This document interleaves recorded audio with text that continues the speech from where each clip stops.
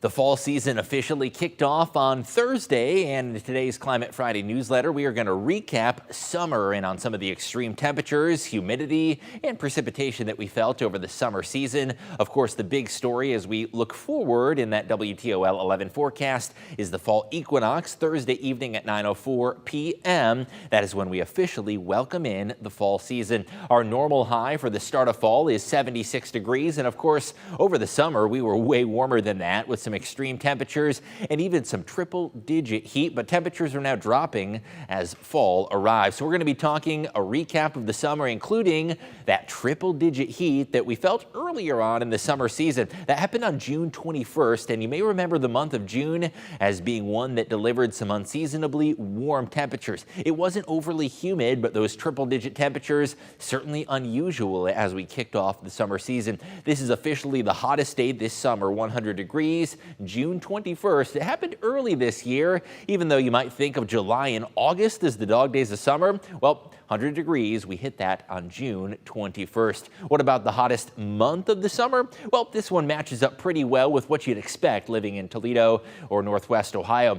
July was the hottest month this summer. We had an average temperature of 76, and keep in mind that average factors in both the daytime highs and also the overnight lows. So 76 is actually pretty warm when you come to think of it, because that is our normal high temperature where we are at currently in late September. And the hottest month, that'll go down as the month of July, which is characteristic for a Midwestern summer. So how are you going to remember the summer season? For many folks, we'll call it a little bit warm and quite muggy. Yes, temperatures were above average this summer. We'll recap each individual month in just a bit, but the humidity is really what was notable, especially in July and August. We really cranked up the mugginess factor, and even though temperatures were above average, they weren't that far above average, more just a little bit higher than normal. So how will you remember summer 2022? We'd love to hear from you in the comments below and on social media. Let's recap each individual month as we look back on the summer of 2022.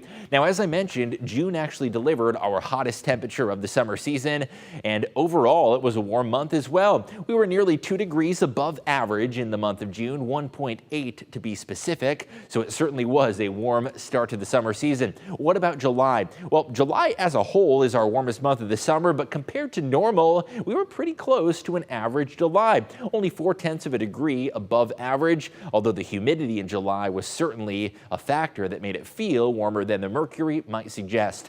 What about the month of August? 1.2 degrees above average, so August was certainly a warm month, not quite as bad as June, but wrapping up the summer season, we did have some unusual warmth. Now, what about September? Even though we officially transitioned from summer into fall, overall, September has been a toasty one, 3.1 degrees above average.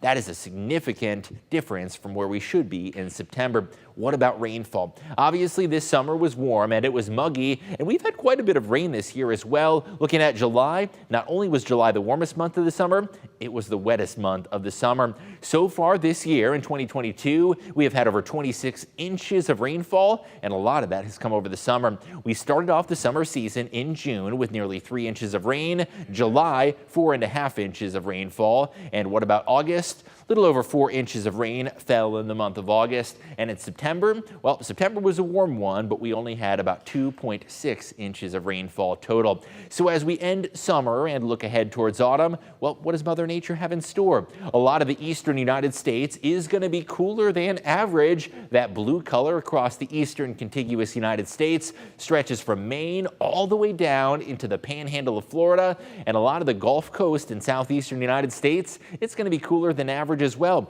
This includes Toledo as well as the Buckeye State in Michigan, cooler than normal. Now, there's going to be a sharp division across the country's midsection where we see warmer conditions to the west and cooler weather to the east, and this is looking ahead towards the end of September.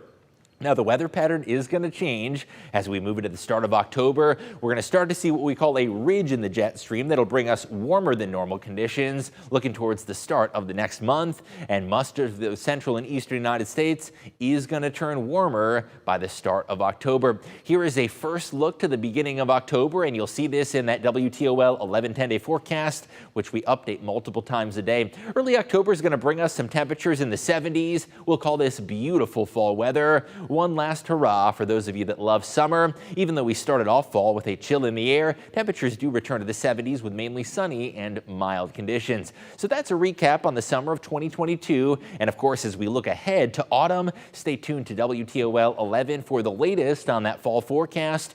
And even though summer is over, we still do talk about the impacts of climate change and how they affect you. And we'll have the latest in next week's edition of Climate Friday newsletter.